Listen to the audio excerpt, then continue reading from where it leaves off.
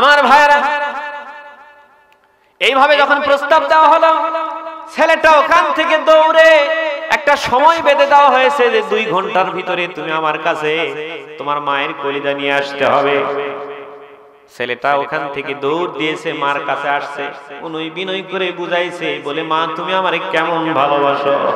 বলে বাবা রে, তুই আমার কলিজা ছোড়া ধন, তুই আমার লাড়ি ছেঁড়া ধন, তোর জন্য আমি সব কিছু করতে পারি, এমনকি আমার জীবনটা পর্যন্ত তোর জন্য দিয়ে দিতে পারি। কথা কোন ঠিক কিনা? মায়ের এক ধার দুধের দাম কাঠিয়া গায়ের চাম, মায়ের এক ধার দুধের দাম,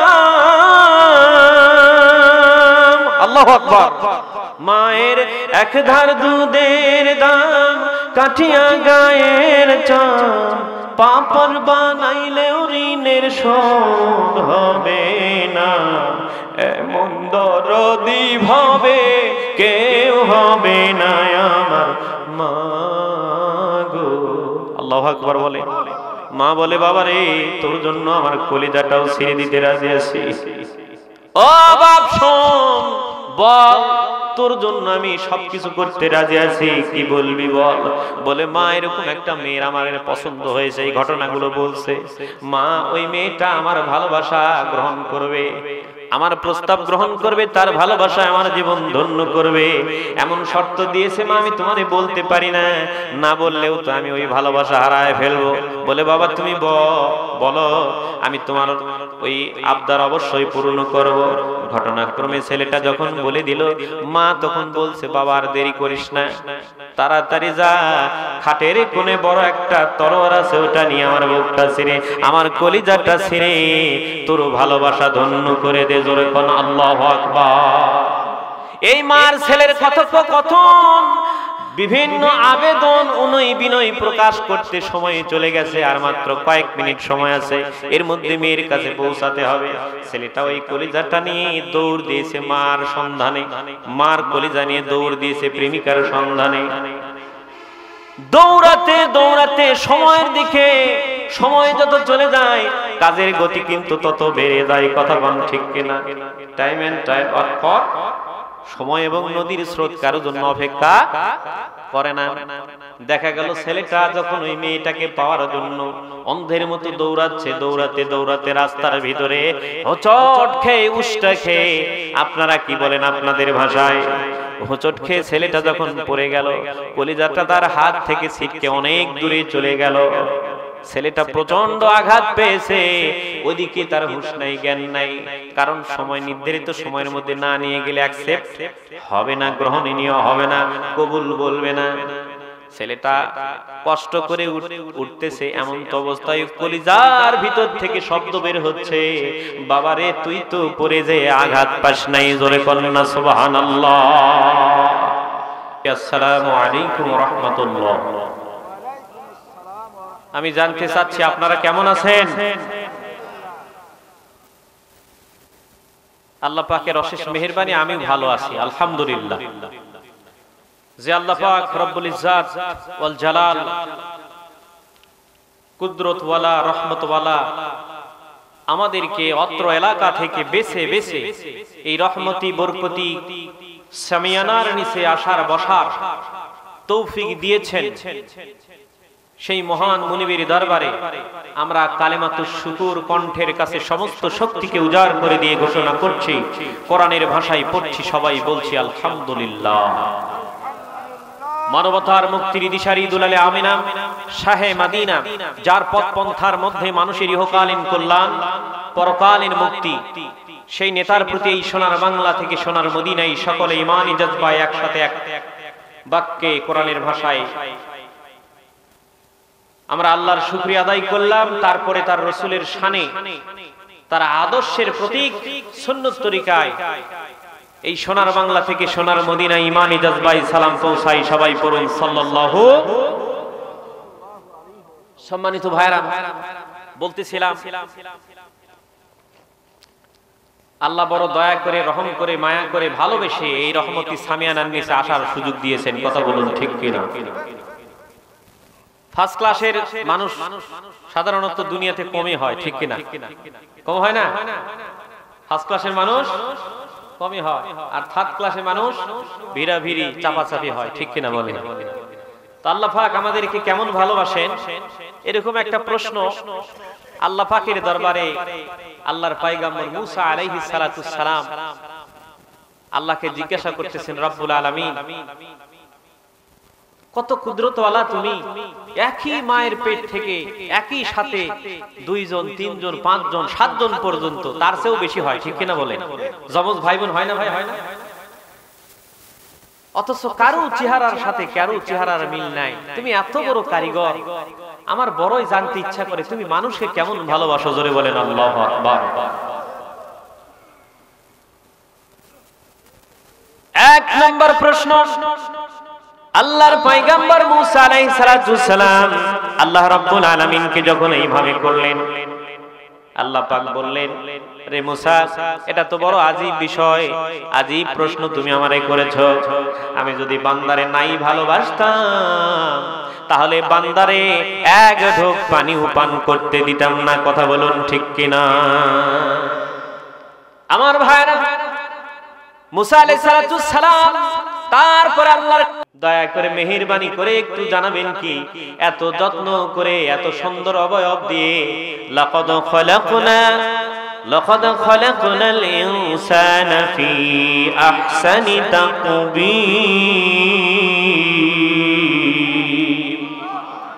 সুন্দর অবয়ব দিয়া উৎকৃষ্ট ম্যাটার্স দিয়ে তুমি এই মানুষকে বানাইলা, এত সুন্দর করে এই মানুষরে আবার তুমি কেমনে তোমার জাহান্নামে পুরাইবা? মুসার প্রশ্ন কয়টা? জোরে বলেন কয়টা? কিছু হবে ওয়াজ, কিছু হবে আওয়াজ, কিছু হবে ওয়াজ, কিছু হবে আওয়াজ। তাহলেই হবে আমাদের ভিতর থেকে ওয়াশ, আমাদের ভিতর থেকে ওয়াশ মানে পরিষ্কার হবে। আল্লাহু আকবার বলেন। অনেকে বলে হুজুর এমন ওয়াজ করবেন যাতে প্যান্ডেল কাঁপিয়া যায়। কেন হুজুর কি ভূমিকম্প যে ওয়াজ করবে মানে প্যান্ডেল কাঁপে, তাহলে তো মুসল্লি ভয় আর আসবেই না, ঠিক কিনা? জোরে কর। এই যে এই অবস্থা, মিলা দেওয়ার চেয়ে মানুষ বেশি হয় না কম হয়? বেশি হয় না? সম্মানিত ভাইরা, তারপরে বলে হুজুর এমন ওয়াজ করবেন যাতে চোখের পানি বের হয়ে যায়। তাই আমি বললাম, রে ওদের অন্তরে আল্লাহ এমন, ইন্নাল্লাহা লা ইয়াহদিল কওমাজ জালিমিন, যারা নিজেদের উপর জুলুম করে এই জুলুমবাজদেরকে আল্লাহ হেদায়েত দেয়। জুলুম যারা করে নিজেদের উপরে তাদেরকে আল্লাহ হেদায়েত দেয়, হেদায়েত দেন না। ওই বাপ বলে কান্দে না, ওয়াজ শোনাই কানবে। বাপ বলে কানবে, কান্দে না। তুই ওয়াজ শুনে কানবে কেমন করে? ওর মধ্যে তো মায়া মমতা কিচ্ছু নাই, কারণ আল্লাহর রহমত ওর ভিতরে কাজ করতেছে না। রহমত তো আছে আল্লাহর, যতটুকু মানে জবাবদিহিতা কিয়ামতে হবে, ঠিক কিনা বলেন? আমার ভাইরা, তাহলে মুসার প্রশ্ন কয়টা? 2টা প্রশ্ন। এক নম্বর প্রশ্ন করছেন, আল্লাহ তুমি এই মানুষরে কেমন ভালোবাসো। 2 নম্বর প্রশ্ন হলো, রব্বুল আলামিন এই মানুষরে তুমি কেমনে জাহান্নামে দিবা। মুসার প্রশ্নের জবাবে আল্লাহ রব্বুল আলামিন মুসা আলাইহিস সালাতু সালামকে ফরমালেন, রে মুসা শোনো, তুমি ধান গম আবাদ করো। জোরে বলেন কি আবাদ করো? ধান গম আবাদ করো।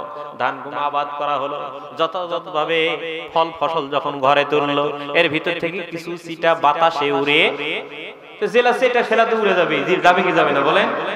আর যেগুলো জ্বালানি হিসেবে ব্যবহার করার কথা সেগুলো জ্বালানি হিসেবে ব্যবহার করলো, আর যেগুলো গোলাই ভরে যত্ন করে রাখার কথা সেগুলো গোলাই ভরে যত্ন করে রাখলো। জোরে কোন সুবহানাল্লাহ।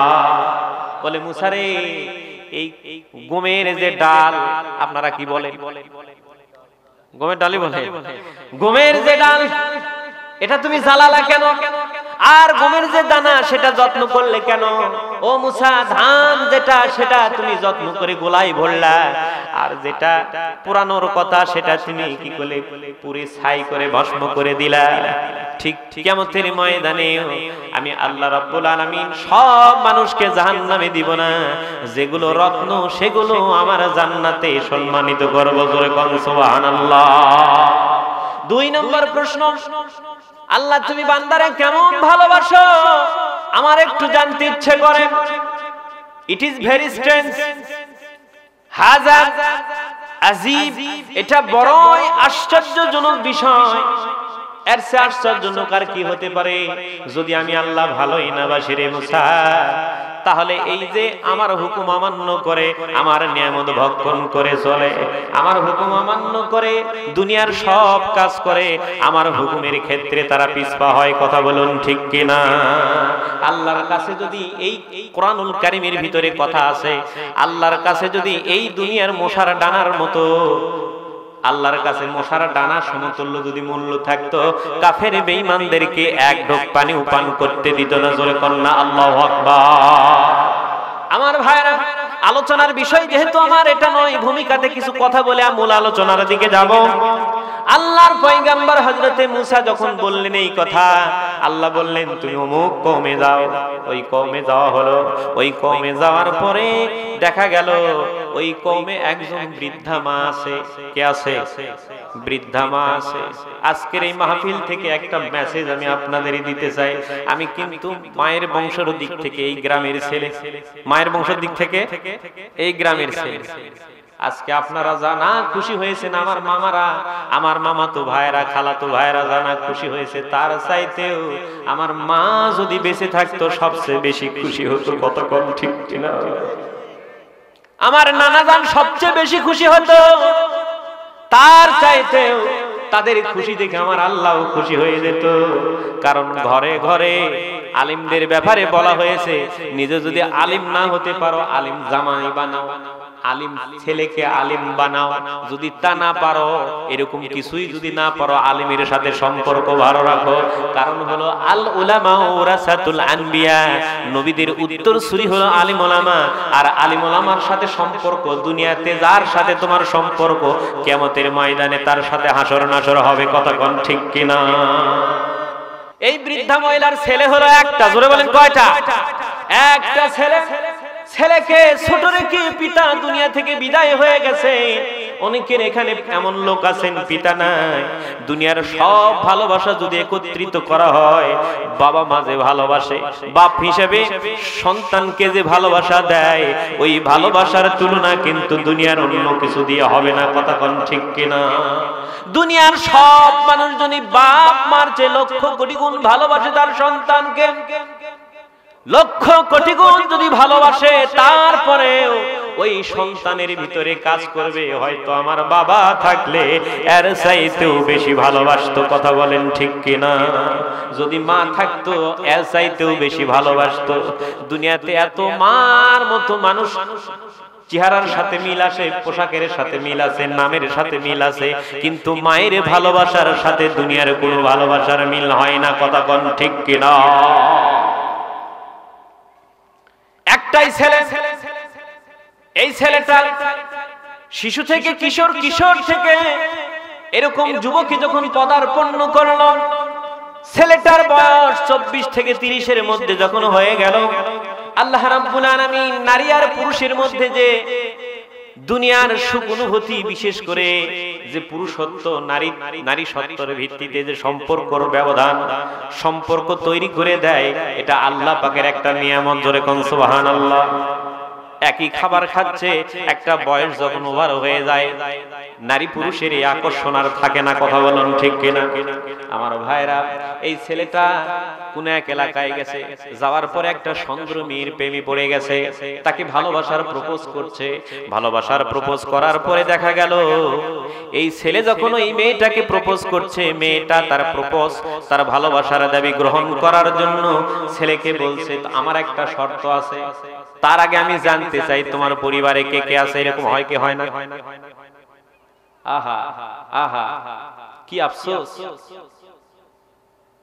নামাজ পড়ে না, 100 হাত দূরে মসজিদ, 50 হাত দূরে মসজিদ, 20 গজ দূরে মসজিদ, এই মসজিদে যায় না, অথচ 12টা 1টা গল্প করতে করতে রাত পোহায়া দেয়। কতক্ষণ ঠিক কিনা? এরকম আছে না? রাত 12টার পর তো সব আল্লাহর ওলিরা কথা বলে, তাই না? আল্লাহর ওলিরা কথা বলে না? আমার ভাইরা, মেয়েটা বলছে তোমার ফ্যামিলিতে কে আছে? বলে আমার ফ্যামিলিতে আর কেউ নাই, কেবলমাত্র আমার একজন মা আছে। বলে আমি তোমার ভালোবাসার প্রপোজ, আমি তোমার ভালোবাসার প্রস্তাব গ্রহণ করতে চাই। শর্ত হলো তোমার মায়ের কলিজা যদি বুক ছিঁড়ে এনে আমার হাতে দিতে পারো তবে আমি তোমারে গ্রহণ করব, আমার ভালোবাসায় তোমাকে ধন্য করব। আল্লাহু আকবার। এখানে মূলত আল্লাহর কুদরত কাজ করতেছে। জোরে বলেন কার কুদরত? ওই যে বলতেছিলাম বান্দাকে আল্লাহ কেমন ভালোবাসে প্রশ্ন করেছে আল্লাহর নবী মুসা কালিমুল্লাহ। এইভাবে যখন মেয়েটার শর্ত জুড়ে দিল, ছেলেটার বাড়িতে থাকা পড়া খাওয়া দাওয়ার অভাব নাই, ধন সম্পদের অভাব নাই। সাধারণত আমরা দেখি যে সন্তান ছোটবেলা থেকে কষ্ট পায় না, বিভিন্ন আভিজাত্যের মধ্যে বড় হয়, সম্পদের প্রাচুর্যের মধ্যে বড় হয়, এরা কিন্তু মানুষ কম হয়, তবে এলাকার ভাইরা ভালো, তাই না আমার ভাইরা? এইভাবে যখন প্রস্তাব দেওয়া হলো, ছেলেটা ওখান থেকে দৌড়ে একটা সময় বেঁধে দেওয়া হয়েছে যে 2 ঘন্টার ভিতরে তুমি আমার কাছে তোমার মায়ের কলিজা নিয়ে আসতে হবে। ছেলেটা ওখান থেকে দৌড় দিয়েছে, মার কাছে আসছে, উনি বিনয় করে বুঝাইছে, বলে মা তুমি আমারে কেমন ভালোবাসো? বলে বাবা রে, তুই আমার কলিজা ছোড়া ধন, তুই আমার লারি ছেঁড়া ধন, তোর জন্য আমি সব কিছু করতে পারি, এমনকি আমার জীবনটা পর্যন্ত তোর জন্য দিয়ে দিতে পারি। কথা কোন ঠিক কিনা? মায়ের এক ধার দুধের দাম কাঠিয়া গায়ের চাম, মায়ের এক ধার দুধের দাম, আল্লাহু আকবার। মায়ের এক ধার দুধের দাম কাঠিয়া গায়ের চাম, পাপড় বানাইলেও ঋণের শোধ হবে না, এমন দরদি ভাবে কেউ হবে না আমার মা গো। আল্লাহু আকবার বলে। মা বলে বাবা রে, তোর জন্য আমার কলিজাটাও ছেড়ে দিতে রাজি আছি। ও বাপ শোন, বল তোর জন্য আমি সবকিছু করতে রাজি আছি, কি বলবি বল? বলে মা এরকম একটা মেয়ের আমার পছন্দ হয়েছে, এই ঘটনাগুলো বলছে। মা ওই মেয়েটা আমার ভালোবাসা গ্রহণ করবে, আমার প্রস্তাব গ্রহণ করবে, তার ভালোবাসায় আমার জীবন ধন্য করবে, এমন শর্ত দিয়েছে। মা আমি তোমারে বলতে পারি না, না বললেও তো আমি ওই ভালোবাসা হারায় ফেলবো। বলে বাবা তুমি বলো, আমি তোমার ওই আবদার অবশ্যই পূর্ণ করব। ঘটনাক্রমে ছেলেটা যখন বলে দিল, মা তখন বলছে বাবা আর দেরি করিস না, তাড়াতাড়ি যা, খাটের কোণে বড় একটা তরোয়ার আছে, ওটা নিয়ে আমার বুকটা ছিঁড়ে, আমার কলিজাটা ছিঁড়ে তোর ভালোবাসা ধন্য করে দে। জোরে কোন আল্লাহু আকবার। এই মার ছেলের কথোপকথন, বিভিন্ন আবেদন উনই বিনয় প্রকাশ করতে সময় চলে গেছে, আর মাত্র কয়েক মিনিট সময় আছে, এর মধ্যে মেয়ের কাছে পৌঁছাতে হবে। ছেলেটা ওই কলিজাটা নিয়ে দৌড় দিয়েছে মার সন্ধানে, মার কলিজা নিয়ে দৌড় দিয়েছে প্রেমিকার সন্ধানে। দৌড়াতে দৌড়াতে সময়ের দিকে, সময় যত চলে যায় কাজের গতি কিন্তু তত বেড়ে যায়। কথা বল ঠিক কিনা? টাইম এন্ড টাইম অফ, সময় এবং নদীর স্রোত কারো জন্য অপেক্ষা করে না। দেখা গেল ছেলেটা যখন ওই মেয়েটাকে পাওয়ার জন্য অন্ধের মতো দৌড়াচ্ছে, দৌড়াতে দৌড়াতে রাস্তার ভিতরে হোঁচট খেয়ে, উষ্টা খেয়ে, আপনারা কি বলেন আপনাদের ভাষায়, হোঁচট খেয়ে ছেলেটা যখন পড়ে গেল, কলিজাটা তার হাত থেকে ছিটকে অনেক দূরে চলে গেল। ছেলেটা প্রচন্ড আঘাত পেয়েছে, ওদিকে তার হুঁশ নাই, জ্ঞান নাই, কারণ সময় নির্ধারিত সময়ের মধ্যে না নিয়ে গেলে অ্যাকসেপ্ট হবে না, গ্রহণীয় হবে না, কবুল বলবে না। ছেলেটা কষ্ট করে উঠতেছে, এমন তো অবস্থায় কলিজার ভিতর থেকে শব্দ বের হচ্ছে, বাবারে তুই তো পড়ে যে আঘাত পাস নাই। জোরে বলেন না সুবহানাল্লাহ। আল্লাহকে মুসা বলে, ও গো আল্লাহ, তোমার কাছে জানতে চাই এই ঘটনার দ্বারা তুমি আমারে কি বুঝাইতে চাও? আমি বললাম মানুষকে কেমন ভালোবাসো। মুসাকে উদ্দেশ্য করে আল্লাহ রাব্বুল আলামিন বলে দিলেন, রে মুসা শুনে নাও, শুনে নাও, শুনে নাও। ওই যে ছেলেটা আঘাত পেয়েছে, মার কলিজা ছিঁড়ে, মার বুক ছিঁড়ে কলিজা ছিঁড়ে দিয়েছে তার হাতে, ওই কলিজা থেকে শব্দ বের হচ্ছে, সন্তানের ভালোবাসা প্রকাশ পাচ্ছে। বাবা তুমি আঘাত, কষ্ট পাওনি তো, দুঃখ পাওনি তো? ও বাবা তোমার কষ্ট হয়নি তো? তাড়াতাড়ি যাও, সময় শেষ হয়ে গেল। মুসারে এটা মূলত ভালোবাসার খাতিরে হয়েছে। জোরে বলেন কিসের খাতিরে হয়েছে? ভালোবাসার খাতিরে হয়েছে। ও মুসা, ওই বুকসিরা কলিজা মার ভালোবাসা সন্তানের প্রতি যেটুকু, তার চাইতে লক্ষ কোটি গুণ আমি আল্লাহ আমার বান্দাদের ভালোবাসি। জোরে কন্যা সুবহানাল্লাহ। সবাই একটু জিকির করেন লা ইলাহা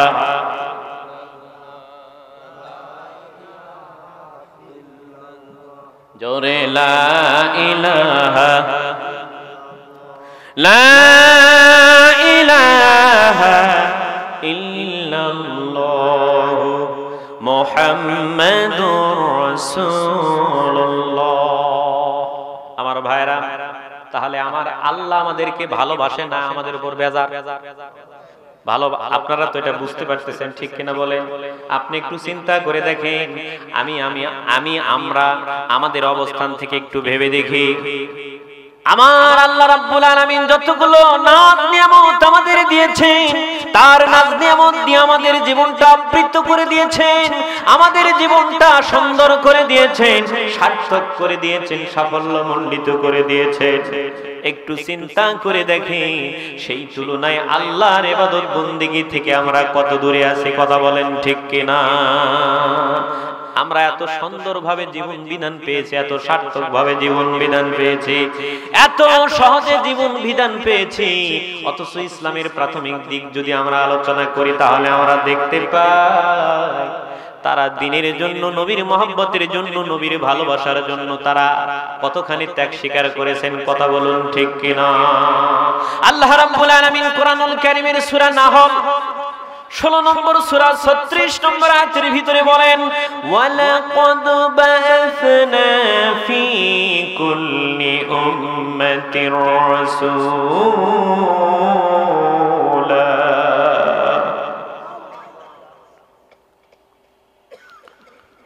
ফি কুল্লি উম্মাতির রাসূলা ফাআনি'বুদুল্লাহা ওয়াস্তানিবুত তাগুত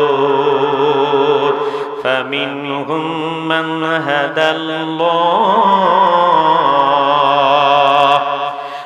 হাদাল্লাহু ওয়া মিনহুম মান হাক্কাত আলাইহি ad-dalaলা ফাসিরু ফিল আরদি ফানজুরু কাইফা কানা আকিবাতুল মুকাজ্জিবিন।